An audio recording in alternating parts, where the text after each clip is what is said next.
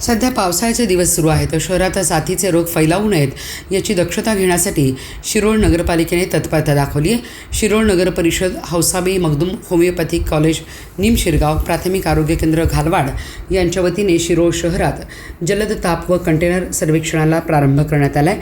शिरोळच्या प्रथम लोकनियुक्त महिला नगराध्यक्षा सौ योगिता कांबळे व उपनगराध्यक्ष पृथ्वीराज सिंह यादव, आरोग्य सभापती विजय आर्गे आणि सर्व नगरसेवक नगरसेविका यांनी शिरोळ शहरातील नागरिकांच्या आरोग्याची काळजी घेण्याच्या दृष्टीने या आरोग्य सर्वेक्षण मोहिमेला सुरुवात केली आहे। आरोग्य सर्वेक्षण मोहिमेअंतर्गत शहरातील प्रत्येक घराघरात वैद्यकीय पथक जाऊन त्या घरातील कुटुंबामधील सर्व सदस्यांची आरोग्यविषयक माहिती घेऊन त्या ठिकाणी असणारे पाण्याचे बॅरल, सिमेंट टाक्या, खराब झालेल्या टायऱ्यामध्ये साचलेले पाणी यासह परिसराची पाहणी करत आहेत। आवश्यक ठिकाणी डासांचा फैलाव होऊ नये, साथीचे रोग पसरू नयेत याकरिता DDT पावडर व औषध फवारणी करण्याच्या सूचना नगरपालिकेच्या कर्मचाऱ्यांना देऊन या ठिकाणी पालिकेकडून आवश्यक त्या उपाययोजना करण्यात येत आहेत। एखाद्या रोगाची साथ येण्याआधीच आपल्या शहरातील नागरिकांच्या आरोग्यदायी जीवनासाठी नगरपालिकेने सुरू केलेल्या या उपक्रमाचे शहरवासियातून कौतुक होत आहे।